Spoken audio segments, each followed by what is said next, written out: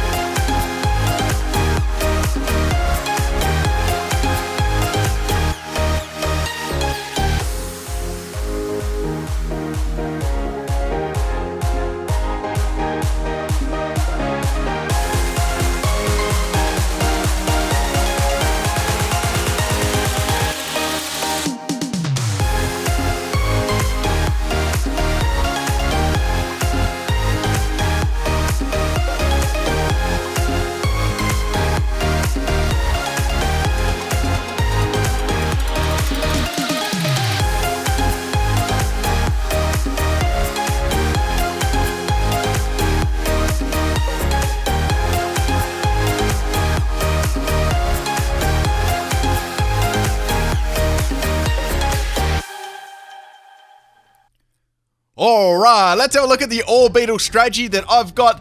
This one was pretty simple. So we had the swirly with Focus Sash and we put the sticky web down. Unburden kicked in. I used up my Focus Sash, obviously, and that doubled my speed, allowing me to put Yawn on the field. That gave me a nice free swap at the start. So we got on this one, a Body Press, Leech Life, Psycho Cut, and Payback. Now, when you look at its attack stat, it is absolutely dreadful. So I really had to get some way to boost my stats. So on this one, I had max health and max defense. It's got very, very nice defense. So I thought Body Press would be, a good move on it. Now, not only would it be a good move on it, it actually gives me the ability to boost my attack when it's Gigamax. So that gives me a +1 in attack. I got to use it twice in that one against the Obstagoon, that was a really good swap into.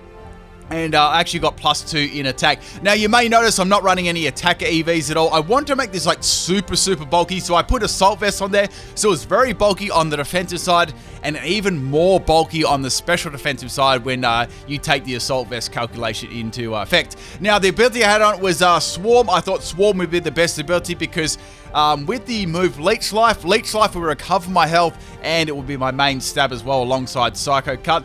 Psycho Cut has a chance of critting, plus obviously I can use that in the Gigantamax form as well. Payback was there for like ghost types and stuff like that. I didn't really get to use Payback much at all. I think I just used it to disrespect KO one of the Pokemon there. I didn't even have to use it. Basically, Leech Life was my go-to. Now, if a Steel type come in, I could still use Body Press. That was pretty good. And, its defense is quite good. It actually uses your base defense, so it's got a lot of defense, so I thought that was a good strategy. Now, you could run this as a special sweeper. It's not really a sweeping Pokemon. I'd say it's more... It's stuck in one of those odd stats. It's actually kind of like Ledian a little bit. It doesn't have a lot of attack. Doesn't have, like... It's kind of, like, support style, Pokemon rather than like a sweeping Pokemon. But this set did work pretty well for me. I had a lot of losses with this. The thing about it is it could take a really good hit, but the problem is getting my attack up took a lot of time. Like, even at +2 or even +3 once I got up, it still wasn't one-shotting things, and I had to sustain myself a lot with Leech Life. Anyway, people, hope you enjoyed this, and I should be doing a stream tonight, so make sure you check that one out. All right, peace.